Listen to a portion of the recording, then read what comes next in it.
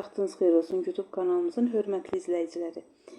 Yeni sənədimizlə tanış olaq. Sənədimiz 7 yanvar 2026-cı il tarixdə Nazirlər Kabinetinin qərarı ilə təsdiq olunmuşdur. Əslində yeni sənəd deməyək də, dəyişiklik desək bəlkə də daha uyğun olar. Çünki onsuz da ki, təhsil haqqında dövlət sənədlərinin təsviri və verilməsi qaydasını, nümunələri və verilməsi qaydalarını biz sizlə keçirdik də, attestatların verilməsi qaydasını. Sadəcə olaraq indi dəyişiklik edildi. Dəyişiklik də nədir? Elektron formada təqdim olunmasıdır. Attestatların elektron formaya keçməsidir. Ümumiyyətlə, nəinki attestatların, diplomların və attestatların peşə təhsilində də, orta ixtisasda da, ali təhsildə də, ümumi təhsildə də dövlət sənədləri elektron formada veriləcək. Əslində, elektron formada verilməsi, təqdim olunması 2020-ci ildən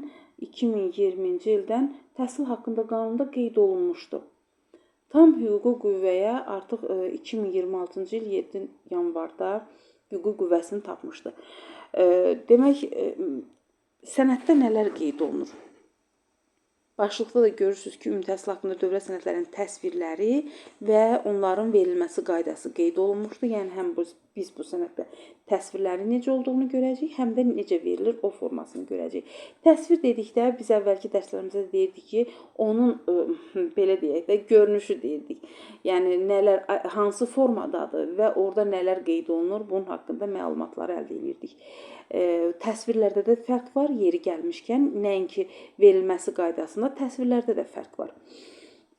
Təsvirlərdə və verilmə qaydasında, verilmə qaydası elektron formada veriləcək, müraciətlər elektron formada olacaq, yəni nəyin müraciəti? Dublikat müraciəti üçün elektron formada müraciət eləyəcək ərizəçi, attestat istəyən dublikat, attestatını itirmiş biri, sonra və yaxud da ki, yararsız hala düşmüş biri, artıq əvvəlki illərdə olanlar da, attestat alanlar da artıq dublikat attestat aldıqda elektron formada almış olacaq. Təsvirlərdə də fərq ondadır ki, bayaq attestat idi, indi həm attestat olacaq elektron formada, həm də attestata əlavə olacaq. Məsələn, bayaq attestatın o qiymət bal yazılan hissələri ki var, indi o əlavədə yazılacaq. Attestatın özündə yalnız şəxs və müəssisə haqqında, attestat haqqında məlumatlar olacaq. Ballar, saatlar əlavələrdə qeyd olunacaq. Bir də onu qeyd edeyim ki, TIMS-də bu məlumatlar hazırlanacaq. Elektron hökumət informasiya sistemi üzərindən də təqdim ediləcək. TIMS nədir? Əslində, təhsil haqqında qanunu keçəndə də burada biz TIMS haqqında deməli, məlumat vermişdik. Ümumiyyətlə, ölkəmizdə bütün təhsil müəssisələri TIMS-ə qoşulmalıdır. Məktəblər də, ümumi təhsil müəssisələri də bilirsiniz ki, həm TIMS-ə 2 elektron sistemə qoşulurdu. TIMS və şagird məzun 2 elektron sistemə qoşulurdu. Ümumiyyətlə, məktəbdə gördüyümüz hər bir, belə deyək də, hər bir proses dedikdə, yəni elə proseslər var, hamısını TIMS-də işləyirik biz onu. İndi dərs keçəndə TIMS haqqında danışanda deyirlər ki, görün o hansı sistemdir, TIMS mi yazırıq, necə yazırıq? Heç nə yazmırıq. Sadəcə olaraq, bax, məsələn, bir misal, sertifikasiyada iştirak edən müəllimlər özlərinə şəxsi kabinetlər açılır. Düzdürmü? Həmin o TIMS-in alt sistemidir. Yəni, təhsilin mərkəzləşdirilmiş informasiya sisteminin alt sistemidir. Həmin o alt sistemdə yaradılır şəxsi kabinet. Bax, belə, yəni bu bir misal idi ki, TIMS nədir də, onu qeyd eləmək üçün deyirəm. Bəlkə də indi, belə deyək, kanalımıza yeni qoşulanlar var, dərslərimizə yeni qoşulanlar var. Ona görə TIMS haqqında istədim bu cür məlumat verirəm. Əslində, biz bunu keçirik. Təhsil haqqında qanunu keçdik də. Təhsil, deməli, 2020-ci ildən artıq 2020-ci ildə təhsil haqqında qanunda təhsil haqqında dövlət sənədlərinin elektron formada verilməsi qeyd olunub təhsil haqqında qanunda. 2020-ci ildən qeyd olunmuşdur. Sadəcə olaraq tam hüquqi qüvvəsini tapdı 7 yanvar 2026-cı il tarixdə. Demək, burada, bu hissədə göstərilən məlumatlar zaten əvvəlki attestatlarda da, deməli, həm əvvəlki sənəddə də oxuyanda da qeyd edirdik ki, təhsil haqqında dövlət sənədi, ümumi təhsil haqqında dövlət sənədi, növbəti səviyyədə və pillədə təhsilini davam etdirmək, bir də ki, əmək fəaliyyətinə başlamaq üçün əsas sayılır. Bu hissədə də qeyd olunubdur, ümumi orta təhsil səviyyəsini, xüsusi nailiyyətlər. Baxın, ümumi orta təhsil səviyyəsi üzrə 2 növ attestat var. Tam orta təhsil səviyyəsi üzrə 3 növ attestat var. Bunu əvvəllər də qeyd edirik. Ümumi orta təhsil səviyyəsi üzrə 2 növ, yəni adi və fərqlənmə ola bilər. Tam orta təhsil səviyyəsi üzrə 3 növ, yəni adi, fərqlənmə, xüsusi nümunəli. Xüsusi nümunəli attestatlar kimə verilirdi? Qızıl və yaxud da ki, gümüş nişanla tərtib olunanlara xüsusi attestatlar verilirdi. Bu da yalnız tam orta təhsil səviyyəsini bitirənlər üçün verilə bilərdi nəticəsinə uyğun olaraq. Bu hissələrdə zaten bildiyimiz bir şeylərdir. Keçirik ümumi təhsil haqqında dövlət sənədlərinin təsviri və verilməsi.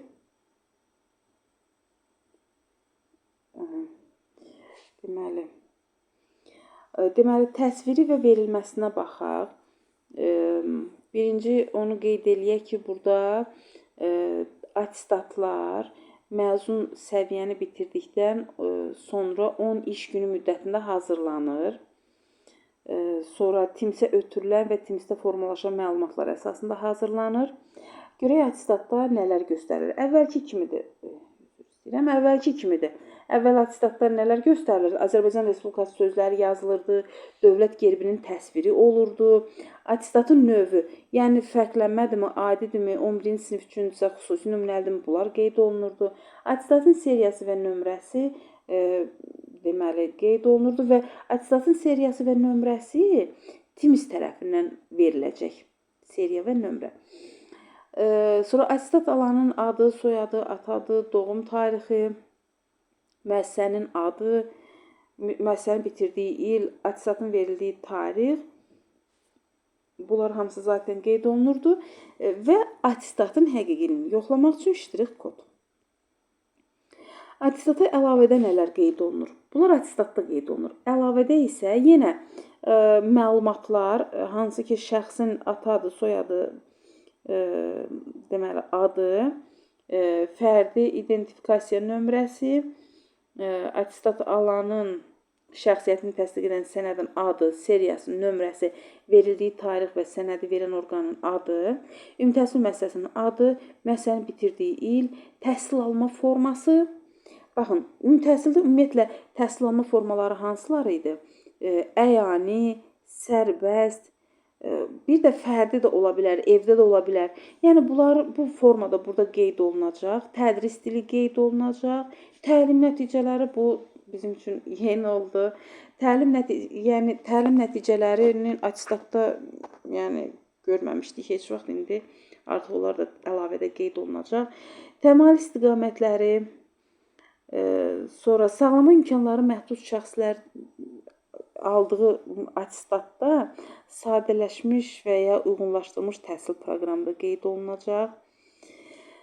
Sonra buraxılış sinifinin yekun qiymətləri, buraxılış imtahanının balları, fənlərin adı, fənlərə ayrılmış fən üzrə saatların ümumi miqdarı, dərsdən kənar məşğələ, sağlama imkanları məhdud şəxslərə veriləndə attestat, orada korreksiya edici məşğələlərin saatları da qeyd olunacaq.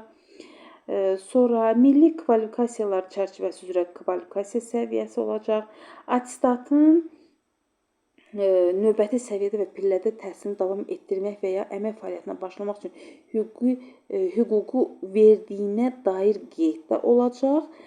Attestata əlavənin həqiqiliyini yoxlamaq üçün ştrix kod olacaq. Attestatda da olacaq, attestatın əlavəsində də olacaq. Nə üçündür? Həqiqiliyi yoxlamaq üçündür.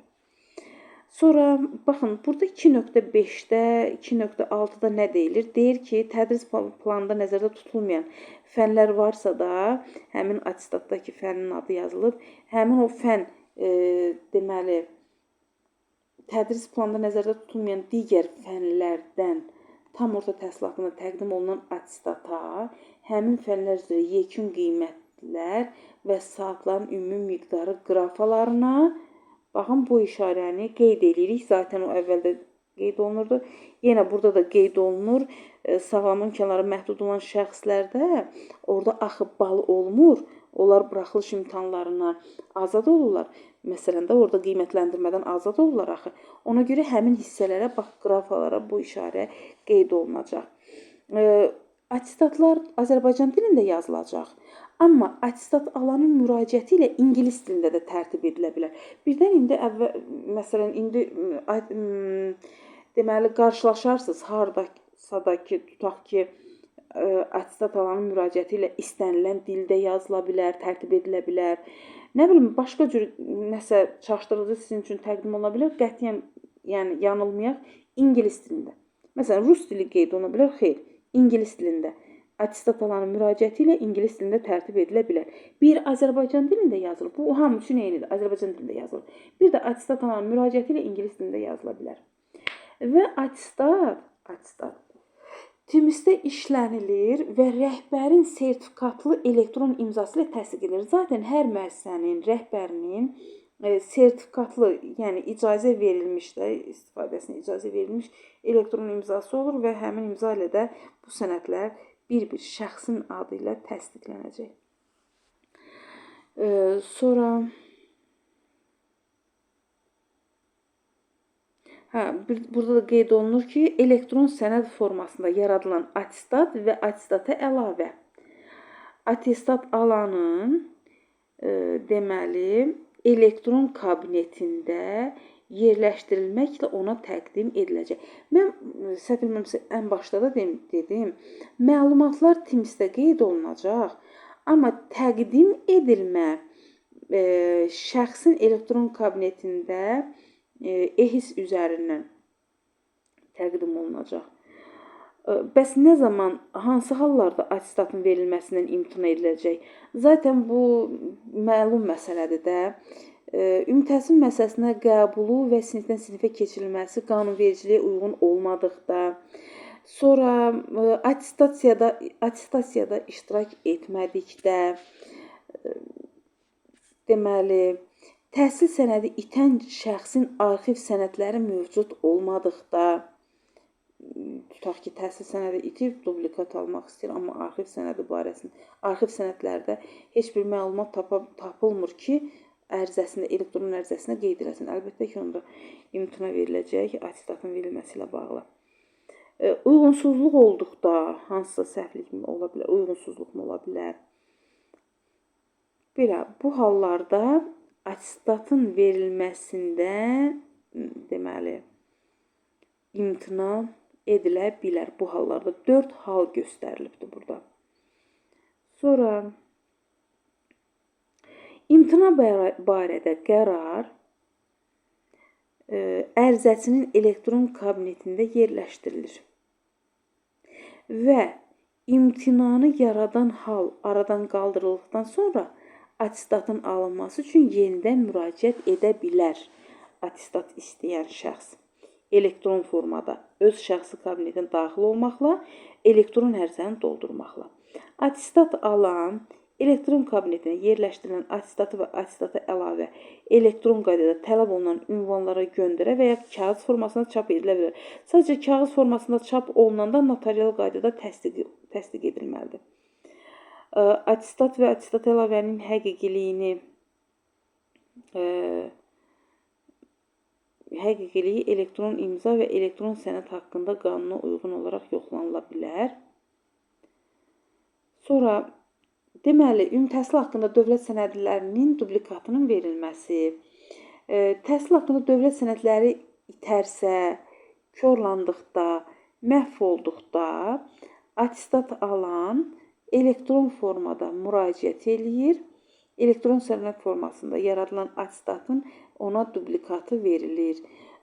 Belədir də, dublikatı almaq üçün bayaq proses biraz uzun idi. İndi sadəcə ərizəçi kabinetində məlumatları qeyd edir.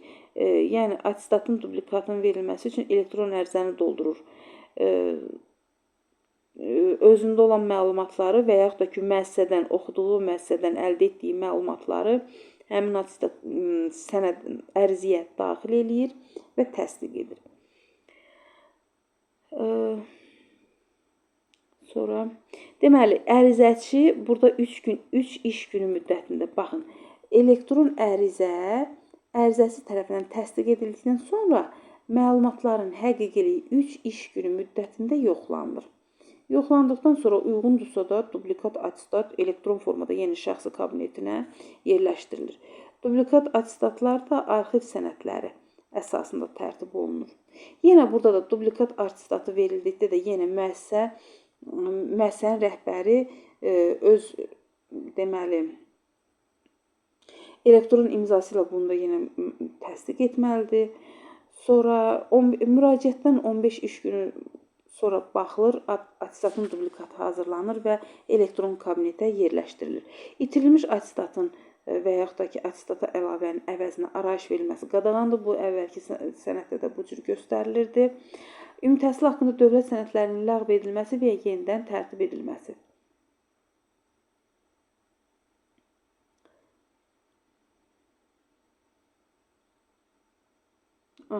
Deməli, ümumi təhsil haqqında dövlət sənədlərinin ləğv edilməsi və yenidən tərtib edilməsi. Tutaq ki, attestat alan öz şəxsi kabinetinə daxil olur və təhsil haqqında dövlət sənədində səhv məlumatlar aşkar edir. Belə olan halda dərhal elektron kabinetinə daxil olur, yenidən tərtib edilmiş attestatın verilməsi üçün elektron ərizəni doldurur və onu təsdiq edir. Ərizə ilə müraciət edir demək. Və ərizəçi mövcud attestatda səhv göstərilmiş məlumatları ərizədə qeyd edir. Müraciətə 15 iş günü ərzində baxılır. Müraciət deməli 15 iş günü ərzində baxılır. Mövcud təhsil haqqında dövlət sənədlərində səhv göstərilmiş məlumatlar digər mənbələr tərəfindən aşkar edildiyi halda deməli nazirlik tərəfindən deməli bu sahəyə məsul olan şəxs qurum tərəfindən araşdırılır. Şəxs məsul olan müvafiq qurumu, nazirliyin məsul olan müvafiq qurumu tərəfindən 15 iş günü ərzində baxılır bu prosesə. Öz təsdiqini tapmayan və hüquqi əsası olmayan məlumatlar əsasında elektron qaydada yaradılmış attestat ləğv edilir. Zaten niyə də ki, səhv öz təsdiqini tapmayan bir attestat elektron formada yaradılmağa cəhd edilsin, bu birinci növbədə edilməməlidir. Edilibsə də zaten bu yoxlanılacaq, ləğv ediləcək. Elektron qaydada yaradılmış attestatın ləğv edilməsi və ya dəqiqləşdirilmiş məlumatlar əsasında attestatın yenidən elektron qaydada tərtib edilməsi təmin təhsil müəssisəsinin pedaqoji şurasının qərarı ilə rəsmiləşdirilir. Timsə daxil edilir və təhsil müəssisəsinin rəhbərinin elektron imzası ilə təsdiqlənir. Dəqiqləşdirilmiş məlumatlar əsasında yenidən elektron qaydada yaradılan attestat isə yeni identifikasiya nömrəsi ilə generasiya olunur. Hər iki halda nəticələr barədə məlumatlar ərizəçinin elektron kabinetinə yerləşdirilir. Belə, bu qədər. Əslində çətin bir şey yoxdur. Bildik ki, artıq attestatlar elektron formada olacaq. Attestatlar iki formada olacaq. Attestat və attestata əlavə. Başqa dublikat da artıq elektron formada olacaq. Bu qədər. Deməli, ümumiyyətlə bizim yeni qruplarımız yaranır. Təhsillə bağlı sənədləri, məlumatları əldə eləmək istəyirsinizsə də, hal-hazırda direktor çalışanlar, müavin çalışanlar, müavin vəzifəsində çalışanlar və yaxud da ki, direktorluğa, müavinliyə, məktəbdən kənar və sinifdən xaric işlər üzrə təşkilatçılıq üçün namizədsinizsə də, hazırlaşırsınızsa da, biz bu hazırlıqları təşkil edirik. Hər ay yeni qruplar yaranır. Bundan başqa laborantların, təsərrüfat müdürü, kitabxanaçı, katib makinacı, bütün bu istiqamətlər, uşaq birliyi təşkilatı rəhbəri, bütün bu istiqamətlər üzrə hazırlıqlarımız təşkil olunur. Bu hazırlıqlarla maraqlanmaq istəyirsinizsə də 050 859 8431 nömrəsi ilə əlaqə saxlaya bilərsiniz. 050 850 deməli 050 859 34 81. Daha doğrusu nömrəni əvvəl səhv dedim. 050 859 34 81. Və həm WhatsApp nömrəsidir və həm də zəng edib maraqlana bilərsiniz. Dərslərimiz onlayn formada olur. Zoom proqramı üzərindən keçilir. Hər dərs tapşırıq həm izah göndərilir, həm lazımi sənədlər göndərilir. Növbəti dərsdə Hər bir şəxs sual cavab olunur, individual yaraşılır hər kəsə. Demək, hər dərsin video yazısı olur. Dərsdən sonra qrupa göndərilir. Müəyyən səbəblərə görə dərsə qoşula bilməyənlər sonradan izləyə bilsinlər deyə. Belə, bu qədər. Başqa sualınız olarsa, əlaqə nömrəmizlə əlaqə saxlaya bilərsiniz. Hələlik gecəniz xeyrə qalsın.